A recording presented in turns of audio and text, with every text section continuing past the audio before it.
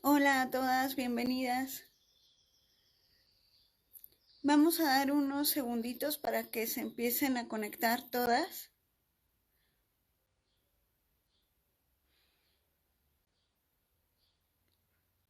Bienvenidas, bienvenidas todas a la Círcula de Análisis Jurídico. Bueno, mientras se conectan las demás, quisiera empezar con unos agradecimientos. Me presento, soy Mariana Díaz Figueroa, soy abogada. Me dedico a temas de interseccionalidad entre género y discapacidad especialmente, y el contexto de interseccionalidad en general. Quisiera por lo pronto agradecer a la Círcula la invitación.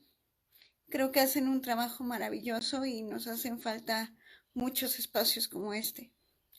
También quisiera agradecer a Erika Ordóñez y a Noé Israel Romero, que en un ratito más nos van a hacer este video en lengua de señas mexicana para que podamos llegar a muchas más personas y derribar algunas barreras comunicacionales, que también sobre eso hablaremos en un momentito más. Pues bienvenidas, qué gusto y qué alegría poder estar con ustedes aunque sea virtualmente. La sana distancia no nos deja estar esta vez presencialmente y tampoco tener nuestra interpretación de lengua de señas mexicana al mismo tiempo, pero lo haremos con posterioridad y por supuesto también en el video posterior esperamos todas sus preguntas para poderlas resolver.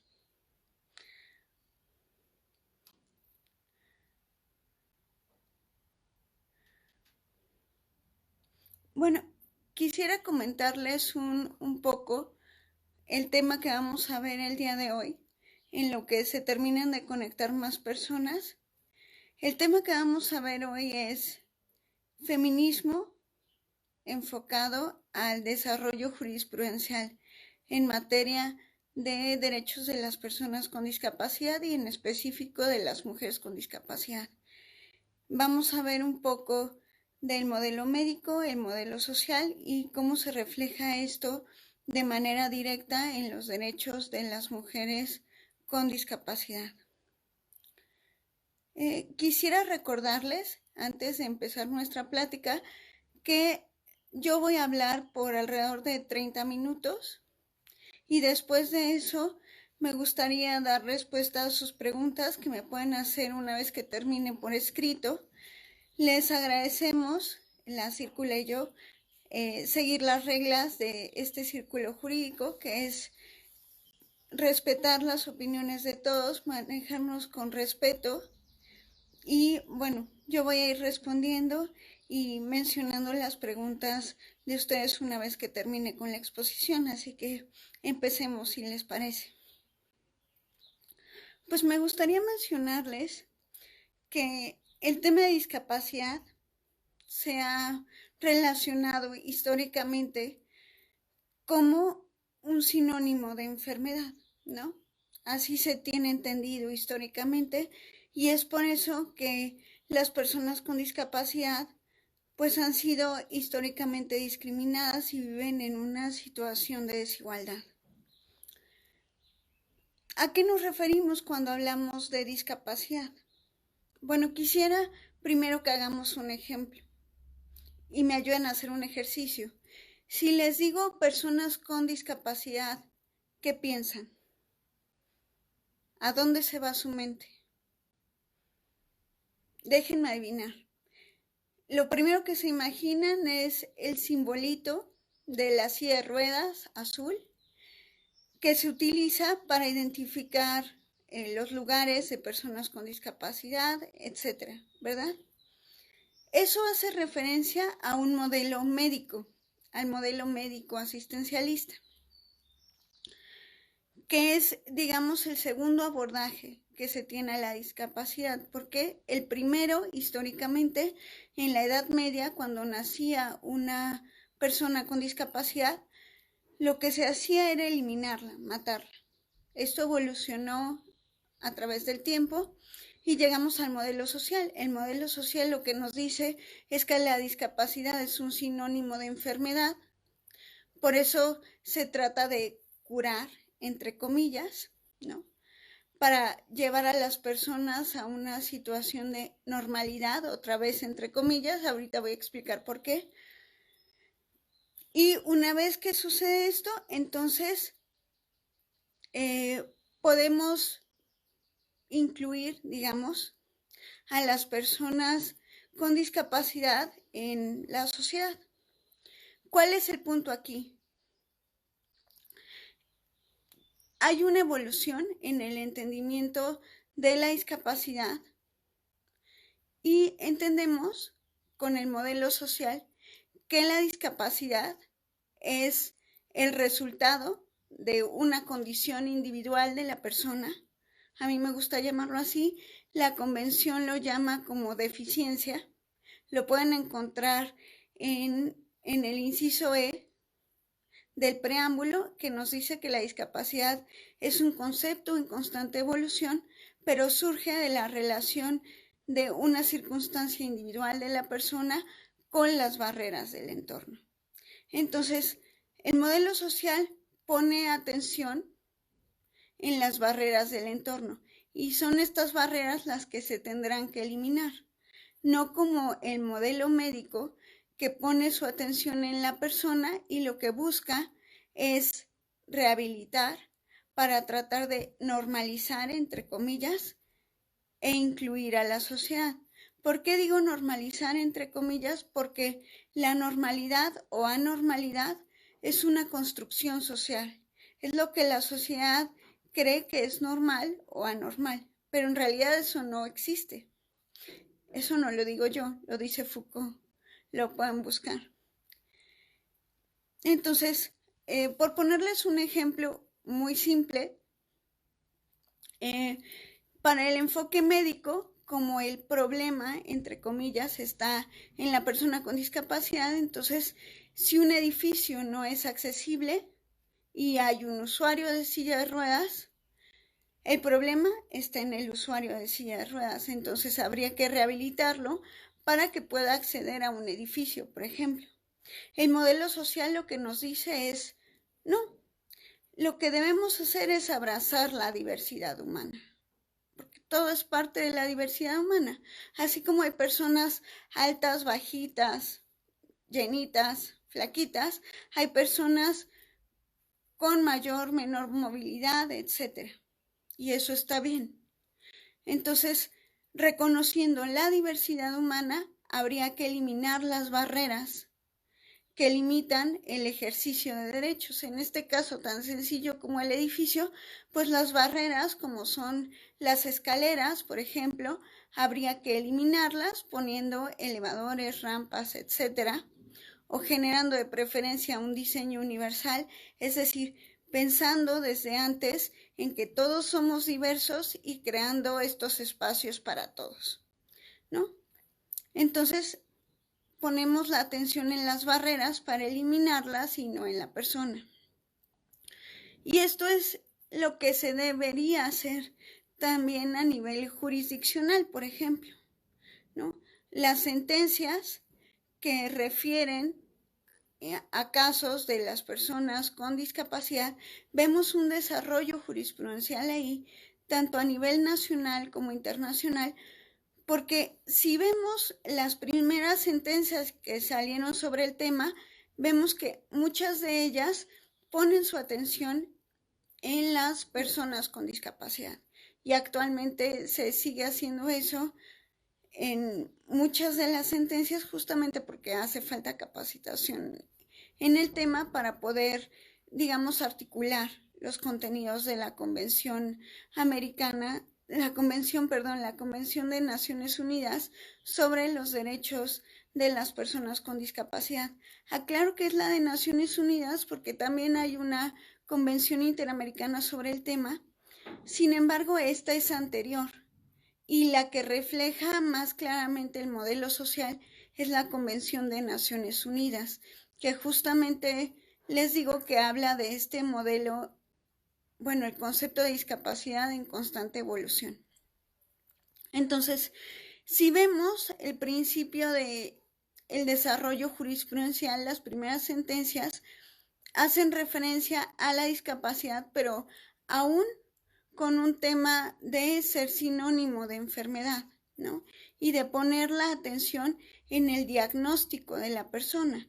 El diagnóstico como tal nos sigue llevando a un modelo médico. ¿Por qué?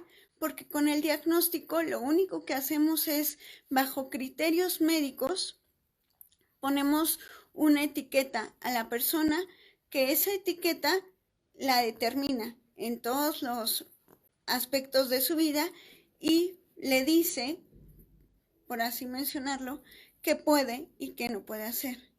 Piensen ustedes, por ejemplo, en un diagnóstico de síndrome de Down.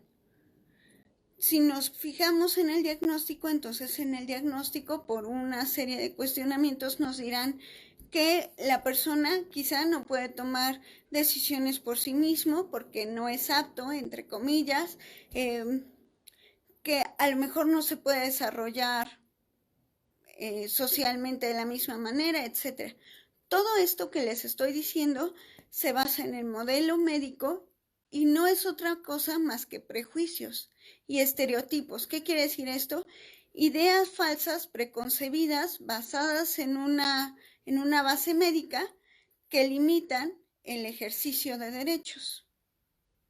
Entonces, esto es un grave problema, sobre todo en el acceso a la justicia y en el derecho a la no discriminación, porque por un diagnóstico toda nuestra atención se queda en la persona y entonces dejamos de ver las barreras y por eso se genera discriminación y segregación, solamente por un diagnóstico médico. Otra vez, ¿por qué?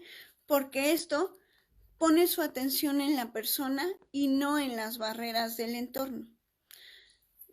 Entonces, no solamente es suficiente en casos que involucren a personas con discapacidad hacer referencia a temas de no discriminación, sino que la argumentación que se lleve a cabo tanto por los operadores jurídicos como quien presenta una demanda, por ejemplo, una denuncia, estén basados en el modelo social.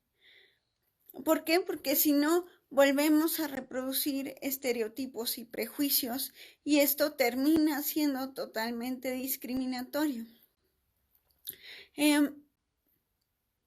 Les voy a dar algunos ejemplos, o sea, un ejemplo de una sentencia que reproduce modelo médico y de una sentencia que reproduce modelo social, para que podamos ver la diferencia. Bueno, una sentencia que reproduce modelo médico, les voy a contar, es un caso que recopiló y que llevó el caso un poco, por así decirlo, X Justicia para las Mujeres. Es una organización maravillosa, feminista. Si alguien no la conoce, les recomiendo buscarla, que por cierto tienen un informe sobre la falta de capacitación judicial en materia de casos que involucran personas con discapacidad. También si la pueden buscar está maravilloso. Bueno, en este informe y en la página de X Justicia se hace referencia a un caso de una mujer indígena que fue violada y cuando fue a denunciar este caso, como era una mujer con discapacidad intelectual, el juez primero puso en duda lo que ella estaba diciendo. Dijo con estas palabras que era una retrasada mental. Estas palabras, por supuesto, son discriminatorias. El término adecuado es discapacidad intelectual. Entonces, dijo que al ser retrasada mental, no podía estar seguro si ella había aceptado o no tener relaciones sexuales y si había propiciado o no la violación. Esto, sin duda, tiene que ver atrás totalmente con modelo médico y con reproducción de estereotipos y de prejuicios, tanto de género como de discapacidad, ¿Por qué?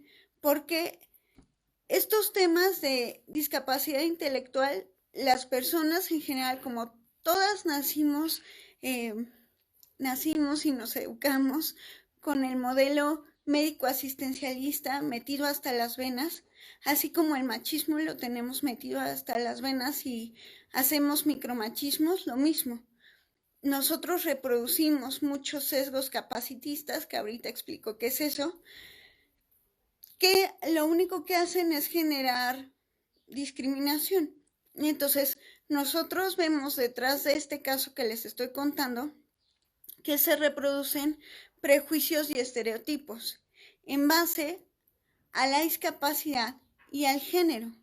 ¿Por qué? Porque el juez entiende que una persona con discapacidad intelectual no entiende lo que sucede en su contexto y tampoco es capaz de dar su consentimiento o no, y sobre todo para algo que refiere a su intimidad personal, que es una relación sexual.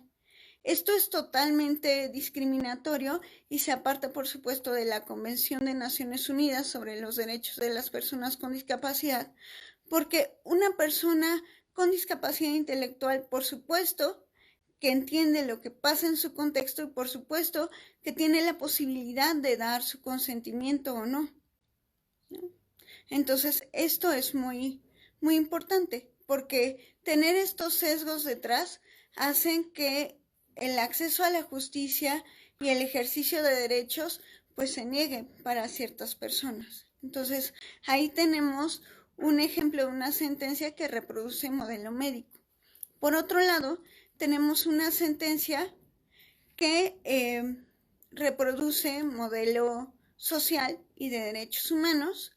Les voy a mencionar dos. Una es el amparo directo en revisión 1368-2015, resuelto el año pasado por la Suprema Corte de Justicia de la Nación. En este asunto se resolvió un caso en donde se declara inconstitucional el estado de interdicción. Para quienes no sepan, el estado de interdicción es que un juez te declara incapaz, es decir, desapareces para la vida jurídica, ¿no? Y un tercero, que es un tutor, toma las decisiones por ti porque tú eres incapaz, entre comillas, de tomar estas decisiones. Sin embargo, el problema con la interdicción es que esto es totalmente discriminatorio, inconvencional, porque va en contra del artículo 12 de la Convención sobre los Derechos de las Personas con Discapacidad, que nos dice que todas las personas con discapacidad somos iguales ante la ley. O sea, todas las personas. En la Convención no se habla de tipos de discapacidad, porque no se cree que una discapacidad sea mejor o peor que otra, o que una tenga más derechos que otros. Al contrario, se habla en general porque de lo que hacemos referencia es de las barreras. Entonces, lo que nos dice el artículo 12 es que todos somos iguales ante la ley y por lo tanto todos tenemos derecho a exigir nuestros derechos.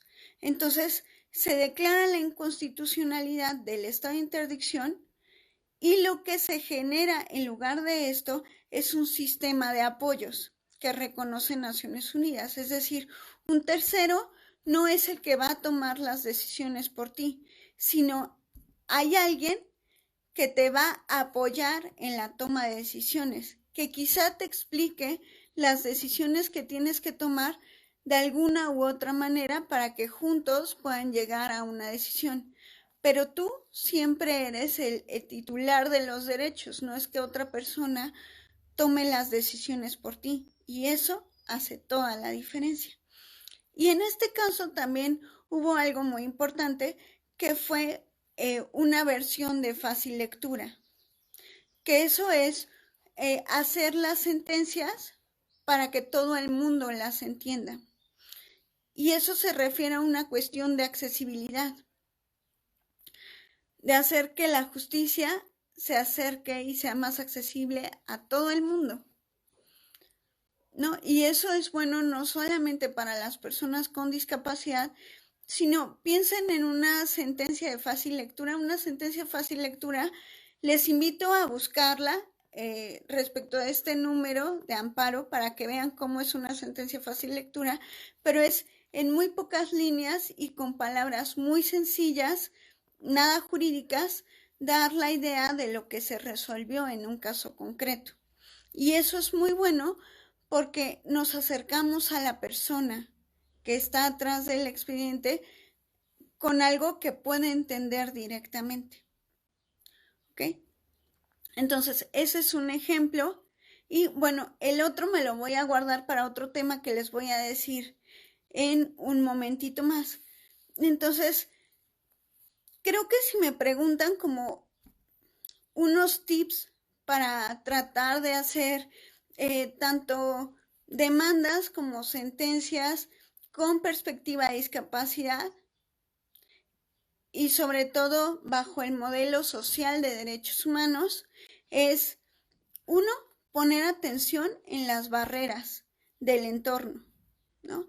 ¿A qué me refiero con barreras? Pueden ser barreras físicas como las escaleras, los pasos peatonales, etcétera.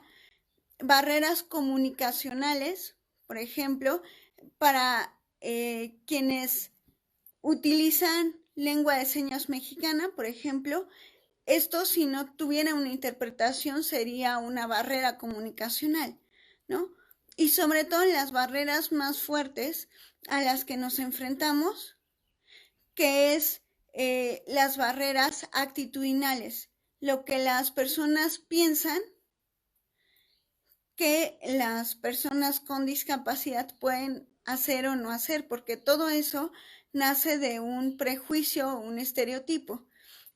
Sí, les repito, el número del amparo es el amparo directo en revisión 1368, diagonal 2015.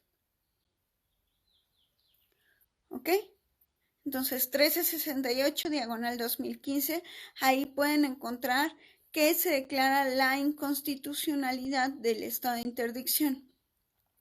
Hay otros países como Costa Rica, etcétera, Colombia, si no me equivoco, que ya regularon esto y que la interdicción ya no existe, sino más bien hay una ley de sistema de apoyos. Ajá. Después, es importante que los mencione bajo esta perspectiva feminista, que cuando hablamos de discapacidad, parece que la discapacidad nubla absolutamente todos los demás elementos de un caso. Y cuando hablamos de mujeres con discapacidad, no se toca el tema de género. Entonces, es muy importante analizar los temas relacionados con discapacidad desde una perspectiva interseccional. En este punto, ¿qué es la interseccionalidad? Es una herramienta de abordaje, es una manera para abordar ciertos casos que nos obliga a analizar el contexto de los casos concretos y verificar los diferentes sistemas de opresión y los puntos exactos en los que estos sistemas de opresión convergen. Entonces, esos puntitos en los que convergen los sistemas de opresión, eso se conoce como interseccionalidad. ¿Por qué? Porque no es lo mismo lo que enfrentamos las mujeres con discapacidad que lo que enfrenta una mujer sin discapacidad o un hombre con discapacidad. Un ejemplo concreto, por ejemplo, es los análisis ginecológicos. Cuando tienen que hacerse, por ejemplo, el Papá Nicolau para una usuaria de silla de ruedas, esos exámenes resultan inaccesibles, igual que el examen de mama. ¿Por qué? Porque para subir a hacer esos exámenes, pues tienen que subir a una plancha que es muy alta y generalmente no es accesible. Y para los exámenes de mama, pues necesitan estar paradas, ¿verdad? Entonces esto es muy complicado y genera denegación de derechos de acceso a la salud, por ejemplo, ¿no? O tenemos casos muy concretos en donde, por ejemplo, a las mujeres con discapacidad se les obliga como una medida porque un tercero, no ellas mismas, toman la decisión de realizar esterilizaciones forzadas, por ejemplo. Muchas veces, ¿cuál es el argumento? Que las mujeres con discapacidad, sobre todo las mujeres con discapacidad intelectual, quizá ese es el argumento, u otras con discapacidad física que quizás no se pueden defender de una agresión, si son violadas, por lo menos no quedarán embarazadas, ¿no?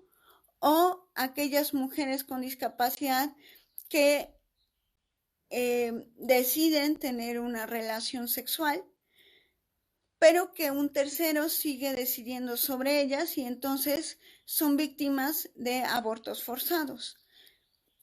Ustedes saben como yo que una de las máximas del feminismo es que el cuerpo es nuestro primer territorio. Sin embargo, para las mujeres con discapacidad eso todavía no es un hecho, porque como estos ejemplos, existen otros en donde para nosotros todavía el cuerpo no es el primer territorio que tenemos conquistado, porque terceras personas siguen decidiendo sobre nosotros y eso afecta directamente el ejercicio de derechos, ¿no? Como este ejemplo que les pongo. Y sobre este tema de interseccionalidad, les digo que es muy importante analizar estos sistemas de opresión. Y en temas de mujeres con discapacidad, los sistemas de opresión que convergen es, por un lado, el patriarcado, ¿sí? Porque todas las mujeres nos enfrentamos a sistemas de desigualdad por género, pero a todas, por nuestras circunstancias y características, nos atraviesan de diferente manera, ¿no? Entonces, por un lado, el machismo, ¿no? O el sistema patriarcal, y por el otro lado, el capacitismo. El capacitismo es un sistema de opresión hacia las personas con discapacidad que, por decirlo así, anula el reconocimiento de la diversidad y entonces genera un solo tipo, como un tipo ideal de cuerpo, por ejemplo, y vuelve a tomar la idea de normalidad o anormalidad y lo mismo sucede, por ejemplo, con la manera de comunicación. El capacitismo nos diría, por ejemplo, que existe una sola manera de comunicarnos, que esa manera de comunicarnos es la oral. Y si nos comunicamos de otra manera, entonces eso no está bien. Pero eso es simplemente un sistema de opresión que no reconoce que hay otra diversidad de comunicación, por ejemplo, la lengua de señas mexicana, ¿no? Esa también es una manera de comunicación. O, por ejemplo, el capacitismo nos diría que hay una única manera de trasladarnos de un lugar a otro, que es caminando, por ejemplo. Y quienes no caminan, entonces forman parte de la normalidad.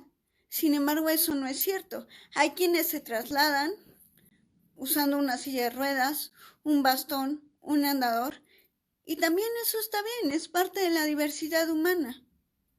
Entonces, justo aquí, insisto, en donde tenemos que poner la atención es en las barreras y en el contexto. Les voy a poner un último ejemplo de una sentencia que aborda un poco el tema de interseccionalidad. Es el amparo en revisión 272/2019. En este tema se aborda la problemática de una niña indígena con discapacidad. Y lo que buscaban era el reconocimiento de la educación inclusiva. ¿Por qué? Porque a ella se le decía que si quería estudiar tenía que alejarse de su comunidad indígena, por cierto, para estudiar en una escuela especial. En la Convención y en la Observación General número 4 del Comité de Naciones Unidas sobre los Derechos de las Personas con Discapacidad, se habla sobre la necesidad de generar educación inclusiva, que todas y todos estemos en un mismo salón de clases y que no se generen escuelas especiales, porque las escuelas especiales lo único que hacen es generar una segregación, ¿no? Un poco, o sea, guardadas proporciones, no sé si se acuerdan de esto de Equal but Separated en Estados Unidos, pues muy similar. Entonces, lo que buscamos es una inclusión, no una escuela especial. Y bueno, en esta sentencia se hace referencia al modelo social y se hace referencia también a la interseccionalidad, hablando de las necesidades por ser una cuestión de género, por ser una mujer, pero además también una cuestión de edad, por ser una niña y pertenecer a una comunidad indígena. Todo esto hace una situación especial, o sea, especial me refiero a que convergen ciertas circunstancias y entonces tendría que atender a esas particularidades para dar una solución particular y concreta. Porque si solamente veo el tema de la discapacidad, pues entonces voy a dejar de lado el tema de la pertenencia a la comunidad indígena. Entonces, de nada me va a servir decir que tiene que ser una educación inclusiva si esa educación inclusiva no está o sea, dentro de la comunidad y atiende a las necesidades de la comunidad, etcétera. No sé si me explico con esto. Entonces, es muy importante entender los contextos y sobre todo la interseccionalidad. O sea, reconocer que hay diferentes sistemas de opresión que convergen en situaciones particulares, ¿no? Y con estos sistemas de opresión lo que se genera son desigualdades. Lo que buscamos es disminuir esas desigualdades y eso también se relaciona mucho con el tema de privilegio, ¿no? O sea, todas formamos parte de un mismo grupo, ¿no? Porque todas somos mujeres, pero aún siendo mujeres y aún estando, digamos, sufriendo los problemas que genera el sistema patriarcal, eso se refleja de una manera diferente en relación con las circunstancias concretas de cada una. ¿Ok? Lo mismo, tiene que ver con identidad, con orientación, con raza, clase, etcétera, ¿no? Con todas las intersecciones posibles, entre mayores intersecciones, mayores circunstancias de desigualdad. Y déjenme ver. Entonces, bueno, quería poner estos temas sobre la mesa principalmente y ahora sí voy a empezar a dar respuesta a algunas de sus preguntas. Si me quieren ir escribiendo, por lo pronto aquí tengo una. Déjenme leerla.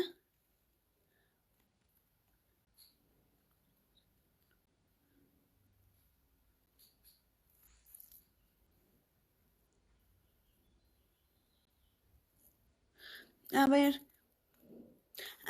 El término.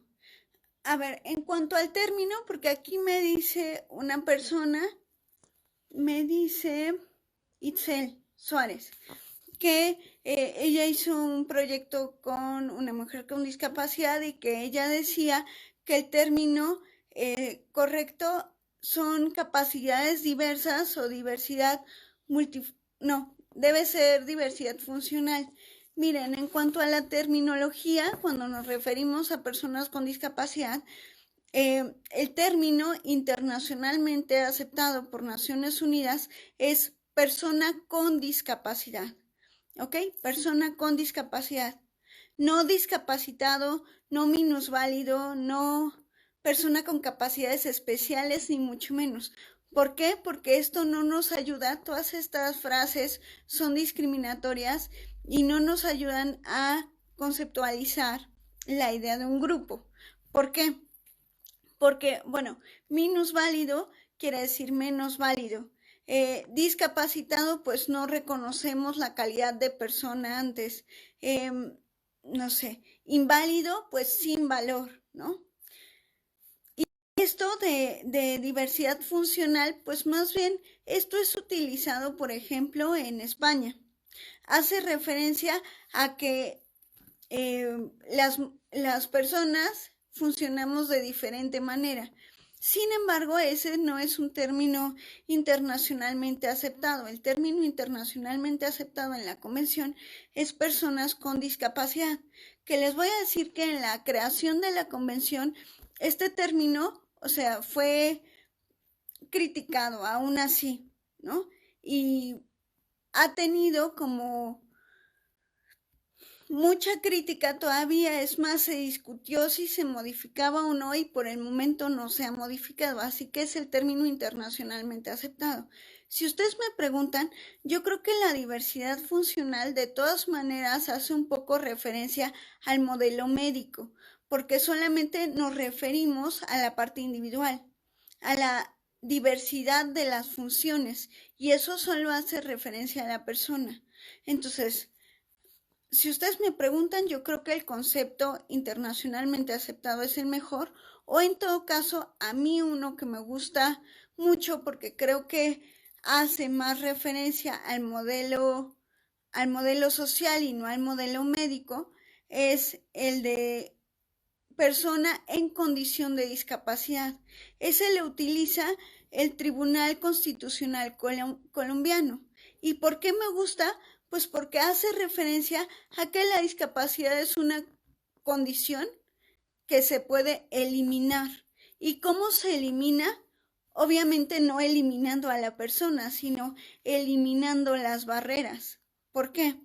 Porque yo reconozco, por ejemplo, que puede existir una diversidad en el movimiento.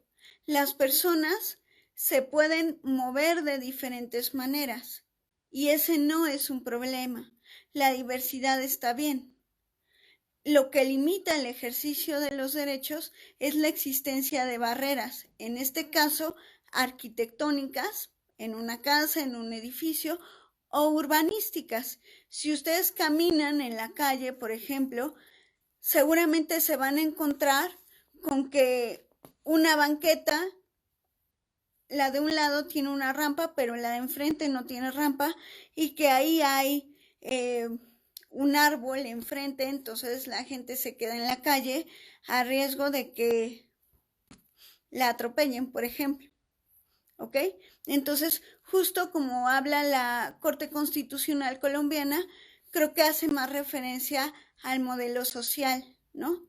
Persona en condición de discapacidad, porque si elimino las barreras, la condición de discapacidad desaparece.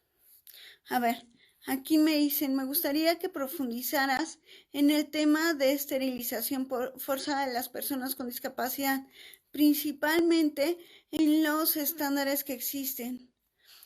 Ok. La esterilización forzada se da en personas con discapacidad en general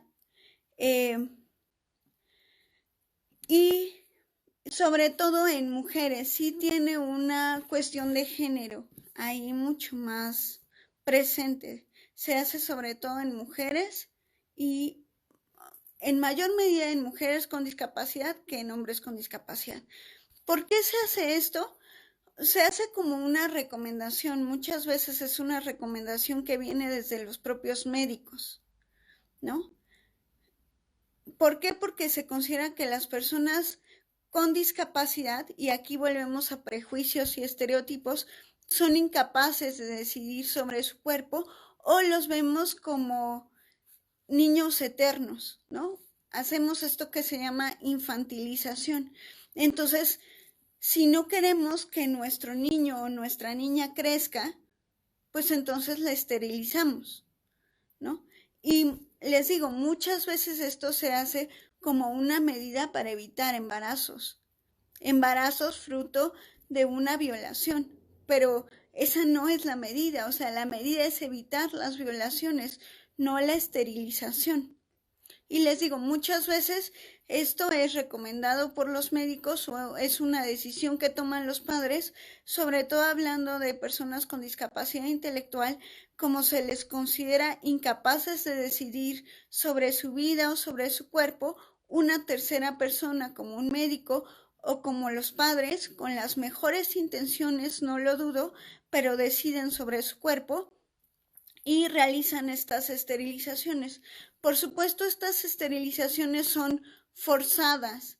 ¿Qué se entiende por forzadas? Que la persona que las vive no da su consentimiento, pero porque ni siquiera se les considera aptos para dar su consentimiento. Por eso es que terceras personas dan el consentimiento por ellas, y es más, esto hasta está reconocido en una norma oficial mexicana, si no me equivoco es la norma oficial 005, que en algunos casos se les permite a los médicos en casos de mujeres con discapacidad intelectual realizar este tipo de esterilizaciones. Erika me dice, gracias, que muchas veces se trata de suavizar el término de personas con discapacidad, pero esto termina siendo discriminatorio, y esto es totalmente cierto, y tienes toda la razón. Creo que en muchos temas nos dan miedo los términos, y entonces tratamos de utilizar términos que según nosotros suenen más bonitos y más suavecitos, como personas con capacidades especiales, personas especiales, angelitos. ¿Sí han escuchado esos términos? Esos términos lo único que son es reflejo otra vez del modelo médico. ¿Por qué? Porque cuando hablamos de angelitos, o sea, le quitamos toda la calidad de persona y entonces nada más los queremos ver así, pero solamente reproducimos un prejuicio y un estereotipo, porque los dejamos de ver como personas y los minimizamos, y entonces por eso ya no tomamos en cuenta sus opiniones ni nada de eso. Yo creo que es muy importante no tenerle miedo a las palabras y expresarnos como es. Y sí, va a haber muchas personas que no entiendan el término, y esto es totalmente cotidiano y pasa muy seguido, insisto, por esto mismo, porque todos y todas crecimos con el capacitismo metido hasta las venas, ¿no? Entonces nos han enseñado que estos términos son malos, pero porque tenemos una concepción de la discapacidad como algo malo, no como el reconocimiento de la diversidad humana, que eso es lo que debería ser, sino como algo terrible, una maldición, etcétera. O sea, eso nos lo dicen en las películas, en las novelas, en los cuentos, etcétera. O sea, váyanse a una novela mexicana en donde esté la presencia de una persona con discapacidad y cómo se maneja el tema. Se maneja pues como una maldición porque pobrecita persona tiene una discapacidad. ¿Y cuál es el final feliz de esa novela? Pues entonces, modelo totalmente médico. La rehabilitamos o la operamos o lo que quieran, sucede un milagro, porque esto también se refleja con cosas religiosas, entonces se normaliza, entre comillas, y entonces sí es apta de integrarse a la sociedad, pero no se ve como el reconocimiento de la diversidad humana. ¿Ven cómo tenemos el modelo médico metido hasta las venas? Y por eso nos dan miedo muchas veces las palabras y utilizamos otras que nosotros no queremos, pero siguen siendo totalmente discriminatorias y capacitistas. Y esto lo insisto porque si ustedes empiezan a utilizar los términos correctos y el modelo social, seguramente va a haber personas con discapacidad que no lo entiendan así. Pero también es nuestra tarea explicarlo, porque insisto, como todos crecimos con el capacitismo metido hasta las venas y el modelo médico, esto lo reproducimos también constantemente las personas con discapacidad, porque Otra cosa que se reproduce es que por ser persona con discapacidad ya tienes que ser experto en discapacidad, entonces seguro conoces el modelo social maravillosamente. Y eso no es cierto. O sea, no todas las personas conocen el modelo social. ¿Por qué? Porque todas fuimos educadas desde el modelo médico y todos reproducimos prejuicios y estereotipos sin darnos cuenta que reflejan otra vez el modelo social y cuestiones capacitistas. El número del último amparo de la niña con discapacidad es el amparo en revisión 272-2019. Fue resuelto.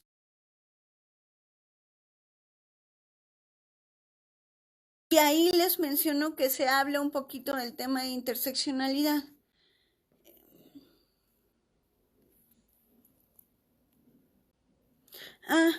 A ver, otra vez me preguntan aquí, otra pregunta, ¿el término sordomudo es adecuado? No, el término sordomudo es discriminatorio. La palabra correcta es persona sorda, porque las personas son parte de la comunidad sorda, ¿ok? Sordomudo es discriminatorio, porque nos referimos o hacemos referencia como que nos expresan, y por supuesto que se expresan a través de la lengua de señas mexicana, que además es reconocida como tal. Y quisiera hacer un reconocimiento rápidamente en relación con este tema y con el contexto actualmente que estamos viviendo. Dos organizaciones dentro de la comunidad de personas con discapacidad, Copresor por un lado y En Primera Persona por el otro, obtuvieron una suspensión en un amparo hace poco respecto a la necesidad de que la información que emite el gobierno relacionada con COVID o con coronavirus, como le quieran llamar, tiene que estar interpretada en lengua de señas mexicana, porque esto no sucedía hasta la semana pasada. Entonces, imagínense qué grave. El derecho a la salud, y es más, hasta el derecho a la vida, se veían amenazados en relación con las personas con discapacidad auditiva o personas sordas, porque no había una interpretación. Entonces, ellos no tenían conocimiento de las órdenes o de las medidas que daba el gobierno, porque la información no era accesible. Actualmente ya se está dando esa interpretación, lo único es que habría que verificar que esa interpretación sea de calidad, porque lo que dicen personas que forman parte de la comunidad sorda es que muchas veces esa interpretación no es de calidad y entonces se trae a cualquier persona para hacer la interpretación y no están capacitadas, entonces termina sin ser una interpretación adecuada, ¿no?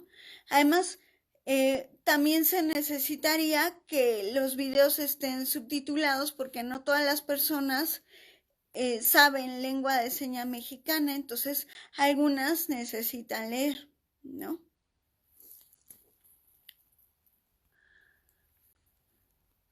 A ver, legislación civil del Estado de México, todo el modelo de apoyo. Úchala. O sea, estaría buenísimo que ya que algún estado haya adoptado el sistema de apoyos, pero no, Rebeca, eso está complicado. De hecho, este es un amparo, si no me equivoco, ya existen dos o tres, no estoy segura, no me maten por eso, pero siguen siendo criterios aislados. De hecho, lo que se busca es generar jurisprudencia o hacer una modificación legislativa para eliminar del Código Civil la figura de interdicción y crear una legislación de sistema de apoyos. Pero esto está por generarse. Les digo, esto solamente existe actualmente en Colombia y en Costa Rica. En México sigue siendo un sueño, pero necesitamos trabajar muy fuerte para que sea una realidad, porque lo necesitamos. porque sí hay que hacer una modificación estructural en muchas cosas, en código civil, en capacitación, por ejemplo, de funcionarios no solamente judiciales, sino también notarios, etcétera, ¿no? Ah, el deber de obtener consentimiento informado de las mujeres con discapacidad para métodos anticonceptivos. Sí, totalmente de acuerdo, pero un problema muy grande es que en los temas en los temas sexuales y reproductivos, les insisto, a las mujeres con discapacidad se nos sigue viendo como eternas niñas, como personas asexuadas, entonces no se considera que podamos ejercer nuestra sexualidad en plenitud y por lo tanto muchas personas realizan ya sea métodos anticonceptivos sin su consentimiento hasta llegar a esterilizaciones forzadas. Y lo que mencionas es muy importante porque todas todas las mujeres, por supuesto, incluidas las mujeres con discapacidad y sin duda las mujeres con discapacidad intelectual, tienen que dar su consentimiento para poderse someter a sistemas de eh, anticonceptivos. Esto, digamos que el problema es que no se lleva en la realidad, ¿no? Y si una madre le pide al doctor que le ponga un método anticonceptivo a su hija, por ejemplo, un parche, el doctor lo hace sin preguntarle. Pero justo por esto, la capacitación a todos los servidores públicos y no solamente a los jurisdiccionales, sino también a los servidores de salud en estos temas, y a lo mejor algunas modificaciones legislativas que nos ayudarán sobre el tema, es muy importante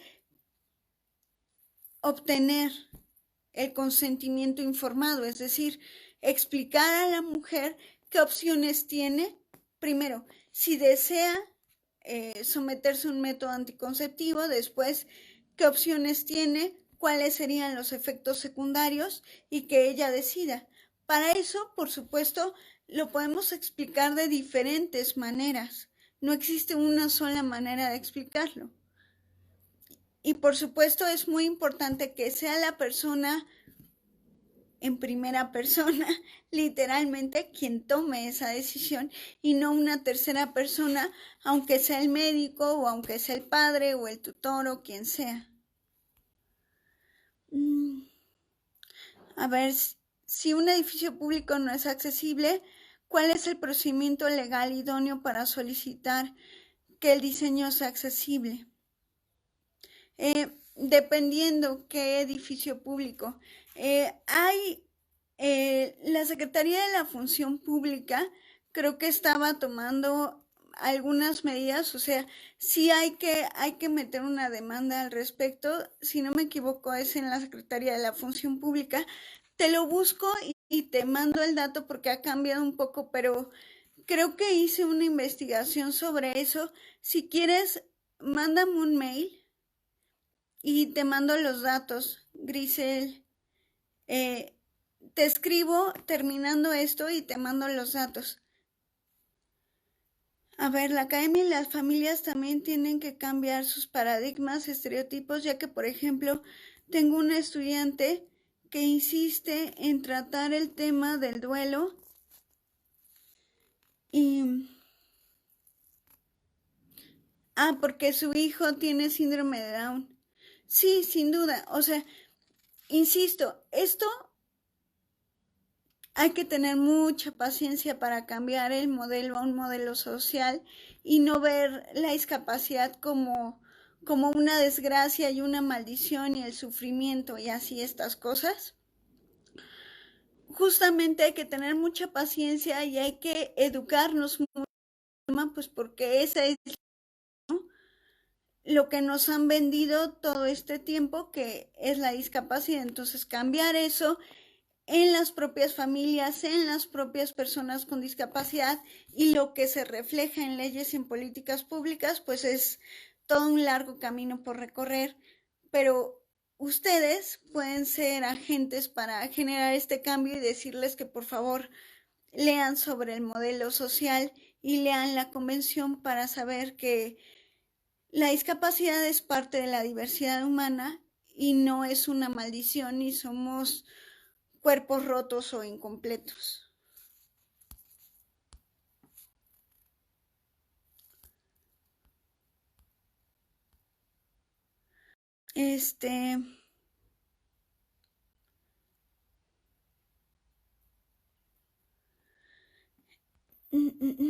Déjenme ver.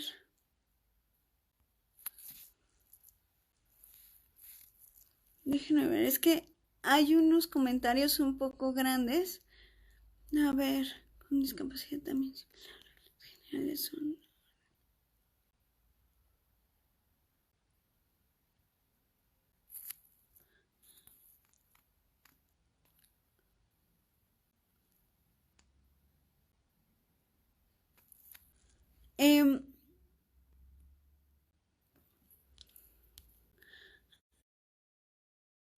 Si quieres te respondo igual tu pregunta. Me haces una pregunta en relación con las experiencias individuales y la regulación en relación con la educación inclusiva y especial. Si quieres te la respondo un poco más a fondo por escrito, solamente escríbeme cuando acabe el video. Digamos que lo que está regulado actualmente, bueno, tenemos un sistema de educación especial. Lo que se está tratando de hacer es ir hacia un sistema de educación inclusiva. Entiendo que hay varios sectores de la comunidad de personas con discapacidad que consideran que para ciertos casos concretos se requiere pues ciertas medidas de educación específicas y se tienen que tomar en cuenta todas estas voces, sin duda. Pero creo que hacia lo que tenemos que ir es que tomando en cuenta estas voces y estas necesidades particulares podamos llegar todos a una educación inclusiva, ¿no? Sin dejar de ver estas necesidades particulares que por supuesto son indispensables. Cuando hablamos de discapacidad múltiple o hablamos de otros temas relacionados, sí hay que tomar en cuenta ciertas particularidades para el ejercicio de derechos como la educación. A ver. Sí, la verdad es que ha tenido un gran reflejo del litigio estratégico lo que han hecho, y en este momento pues la accesibilidad de la información creo que es indispensable, ¿no? Hablando del tema de copresor y en primera persona. Actualmente existe en México algo relacionado con la implementación del diseño universal. Pues como tal, no, desafortunadamente no. Es un principio de la convención, de hecho también es un principio que se recoge en la ley para la inclusión de las personas con discapacidad, pero si tomamos en cuenta las políticas públicas, el diseño, no sé, arquitectónico, urbanístico, etcétera, aunque mencionen la palabra de diseño universal, la verdad es algo que no se realiza en la actualidad y que hacen falta mecanismos para poderlo bajar y que se realice. Me decían, por ejemplo, los arquitectos, escuelas de arquitectos, que ellos no tienen clases de diseño universal. Entonces habría que empezar por ahí, por las escuelas también. Y no solamente en cuestiones de arquitectura, o sea, en todo. Díganme ustedes a qué se dedica la comunicación con diseño universal para que sea accesible para todos. Arquitectura, ingeniería, ¿qué les gusta? Todos los servicios que puedan tener diseño universal. El diseño universal se refiere a reconocer la diversidad de personas que existimos y que todo pueda ser utilizado por todas y todas las personas.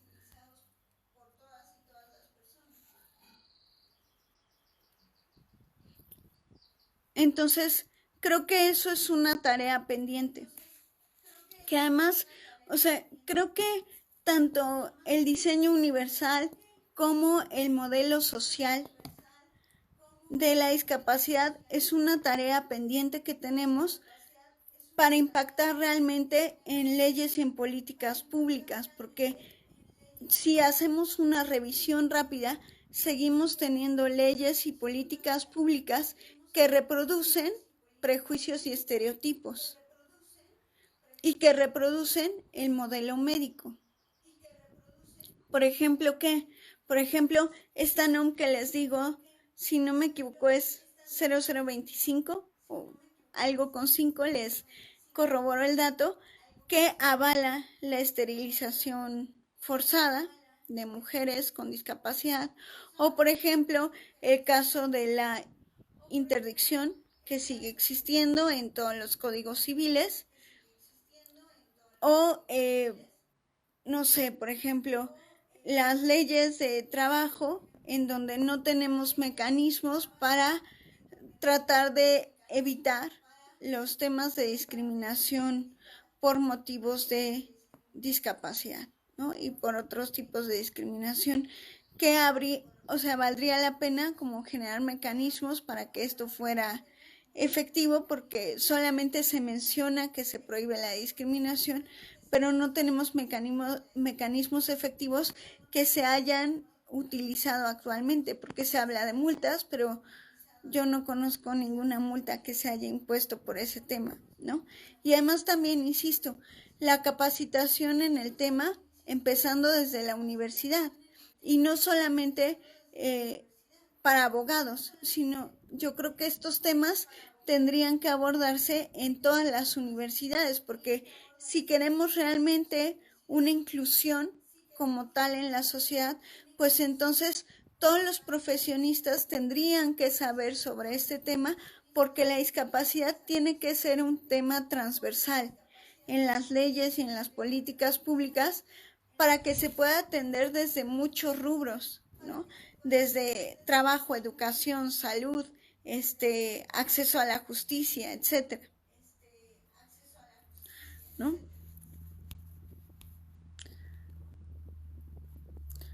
A ver. Ah, mira, Quique, esa no la conozco, pero ahorita me la pasas. Quique dice que hay una NOM 342 que habla sobre prevención de defectos en el nacimiento, y bueno, eso también es un tema. No conozco específicamente esa NOM, pero hay unas leyes que cuando hablan del tema de aborto, por ejemplo, permiten, una de las causales de aborto es la malformación del feto, ¿no? O que el feto venga con alguna enfermedad, así se le llama, ¿no? Entonces, no es que las personas con discapacidad estemos en contra del aborto, nada más falso que eso, al contrario, estamos a favor del aborto. Sin embargo, lo que se dice es que una de las razones no puede ser decir estas razones eugenésicas sobre si el feto viene con una discapacidad o no, porque entonces estamos diciendo que por esa discapacidad, por un diagnóstico médico, una vida vale menos que cualquier otra. Entonces, lo que se trata, y hay un amicus muy bueno que hizo, no me acuerdo si se hizo en Argentina o en Colombia, sobre el tema, pero si gustan también se los paso. Lo ideal es que hubiera, que se permitiera el aborto sin causa, ¿no? Sin ninguna causa. Y mucho menos estas causas que hacen referencia a la discapacidad desde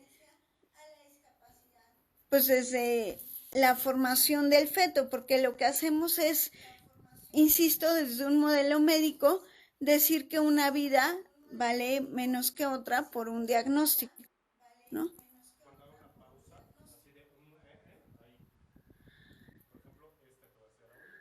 Ah, ok. Selene, tienes una amiga que siempre te pregunta, ¿qué tipo de discapacidad? ¿Qué tipo de discapacidad tiene una persona por curiosidad? Yo sé, yo me enfrento a esas preguntas muy constantemente que son reflejo del modelo médico. Siempre pienso en eso, o sea, la típica pregunta de, no me digas, pobrecita, ¿y qué te pasó? ¿Qué tienes? ¿Cuál es tu discapacidad? A ver, uno, no me pasó nada, ¿no? Porque no me pasó nada desde nacimiento. Dos, no estoy enferma, gozo de muy buena salud. Tengo una discapacidad, pero eso no me hace estar enferma, son dos cosas diferentes. Y el tipo de discapacidad creo que es una información totalmente personal que, o sea, es como preguntar orientación sexual o identidad de género, es algo totalmente personal. Si tú quieres, lo preguntas, digo, lo dices, y si no, no. O sea, esas preguntas no se tendrían por qué hacer, ¿ok? Forman parte de la identidad de la persona. Y yo contestaría así, sí, lo que me define no es eso, mi nombre es Mariana y ya. O sea, sácalo por la tangente o explícales todo esto del modelo social, que va a ser un poco más complicado, pero también se puede. O dile que me mande un mail y yo le explico.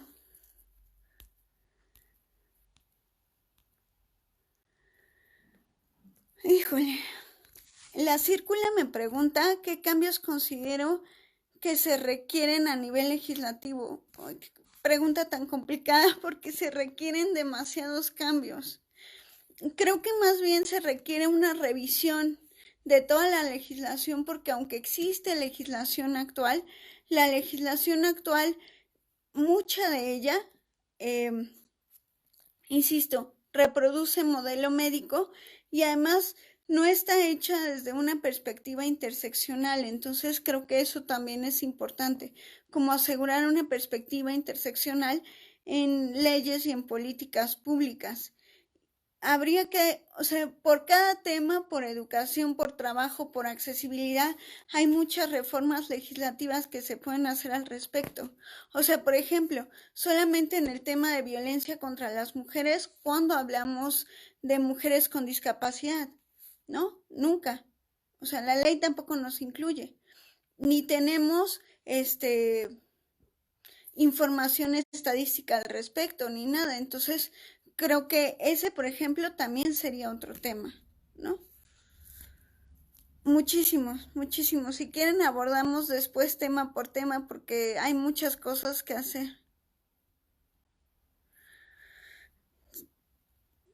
Exacto. Lo que hablábamos hace rato son temas eugenésicos, es decir, buscar lo que buscaban los nazis de un ideal de la raza, pues lo mismo, con estos términos en los que se acepta el aborto por cuestiones de nacimiento, tiene que ver con la eugenesia. Hay normas como la accesibilidad, pero es increíble que ni las instituciones de gobierno las apliquen. Yo sé, tienes toda la razón. Las instituciones del gobierno no las aplican y ese es todo un tema.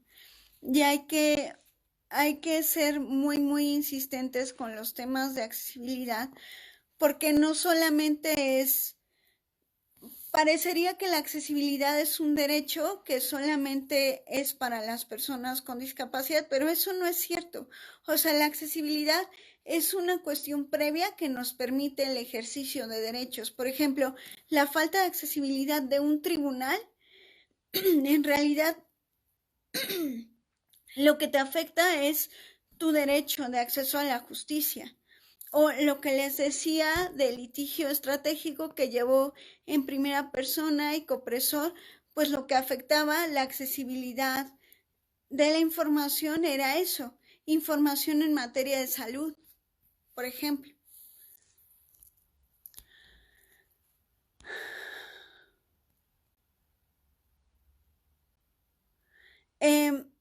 ¿Cuáles creo que son los problemas que han impedido la armonización de la convención en las leyes?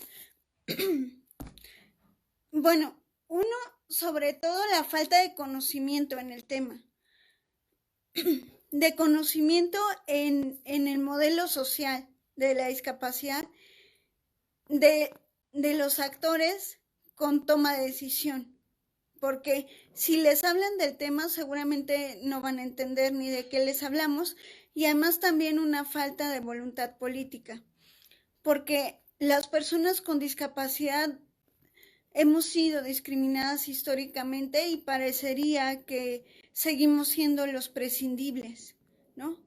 De quienes no es importante hablar o que ocupen cargos de poder, ni que estén en instituciones, ni nada. Entonces, son temas que pasan a un segundo o tercer plano porque eso, seguimos siendo históricamente discriminados y somos invisibilizados. Entonces, falta de conocimiento sobre el tema y falta de voluntad política. Y sí, tenemos mucho que hacer sobre el tema. Las personas privadas de la libertad se entiende que son capaces jurídicamente. Los imputables no podrían ser consideradas, sin embargo, no todas las personas con discapacidad. A ver, sin embargo, no todas las personas con discapacidad son inimputables. A ver, esto es importante.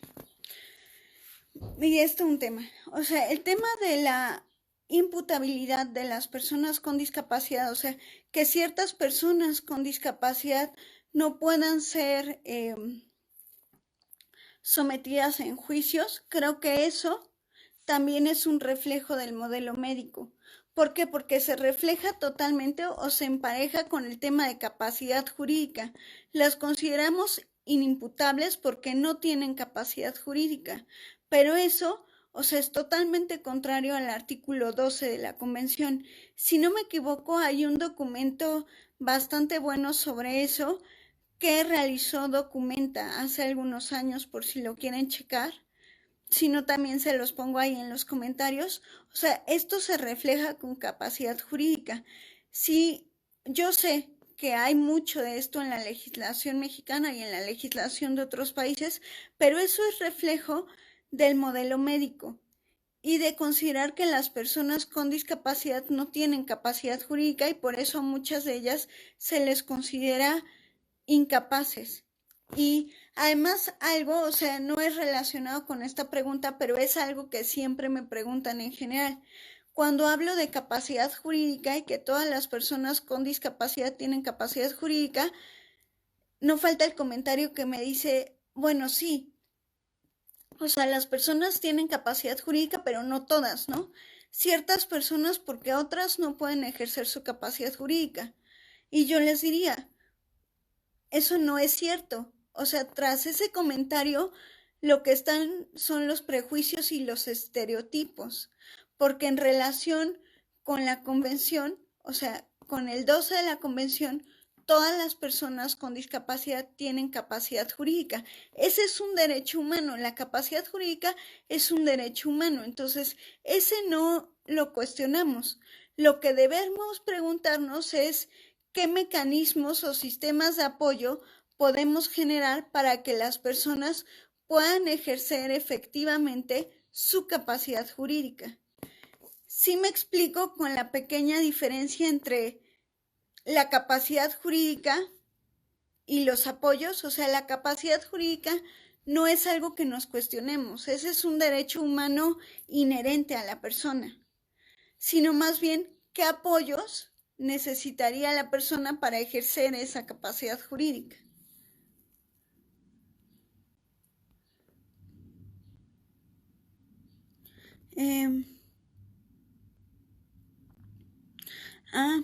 Existen organizaciones de jóvenes con discapacidad en México que trabajen derechos sexuales y reproductivos. Creo que, o sea, es una pregunta muy importante. La verdad es que desconozco, no sé si alguna asociación de jóvenes trabaje esos temas. O sea, sé que, por ejemplo, Gire sacó un informe relacionado, o sea, menciona un poquito el tema de derechos sexuales y reproductivos en las mujeres con discapacidad, pero no solamente sobre ese tema. Creo que sería muy importante impulsarlo porque existen muchas violaciones al respecto, ¿eh? Y además, lo ideal es que siempre, en general, cuando hablamos de personas con discapacidad, siempre terceras personas son las que toman la voz respecto de personas con discapacidad.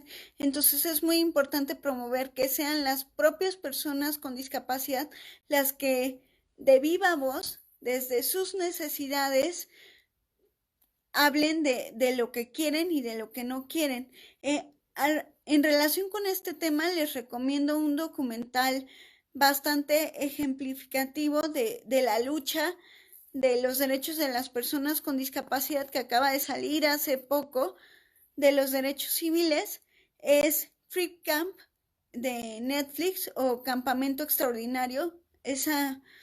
Eh, ese nombre en español no me gusta nada, creo que hace referencia totalmente a un sistema capacitista, pero bueno, y médico, ¿verdad? Así como maravilloso, extraordinario, como de angelitos, que no tiene nada que ver con el contenido del documental, pero se los recomiendo mucho para que vean esta parte.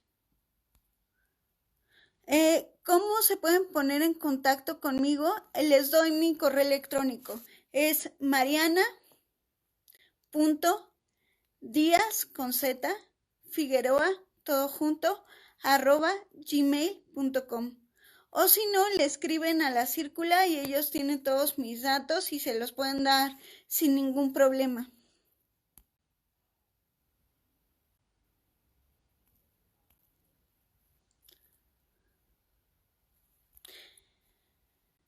Eh, en el sistema penal, por ejemplo, hay que hacer en el sistema oral esto un proceso porque, o sea, no está regulado y tenemos, por ejemplo, que hacer ajustes en el procedimiento, ¿no? Hay que hacer ajustes en el procedimiento desde cómo tomar la declaración, cómo tomar una testificación, etcétera. Entonces ahí hay que hacer ajustes en el procedimiento. Ese es otro tema bastante largo. Si quieren, nos ponemos de acuerdo para hacer un análisis con la circular respecto de estos temas. Ah, no, Abril, te digo del nombre del documental es Trip Camp, Trip que en inglés significa, creo que, digo en español, creo que significa algo así como tullido, pero es tratar de reivindicar, perdónenme, ya se me revolvió la lengua, pero darle otro significado a esta palabra, como lo que sucede con el término queer, que en español significa raro, pero si nos vamos a queer, parte del grupo más, o sea, hablamos de personas que no se identifican con ninguna etiqueta. Lo mismo con el término creep camp. Y ahí está un gran documental que habla sobre la lucha para obtener los derechos civiles de las personas con discapacidad en Estados Unidos, que, que nos hace falta muchísimo por recorrer, muchísimo en México. Pero que con buenos aliados y personas comprometidas, o sea, tenemos una gran lucha por delante. Bueno, creo que nos alargamos un poquito más de lo que decía la convocatoria, pero les agradezco a todas y a todos sus preguntas y su interés. Me encantó estar en contacto con ustedes, aunque sea de manera virtual, y espero de todo corazón que tengamos la oportunidad de convivir de manera personal y de conversar en una próxima ocasión. Les mando un abrazo, muchas gracias por todo y cualquier duda y comentario pueden pedir mi correo electrónico, estoy a sus órdenes. Muchas gracias por todo. Bye.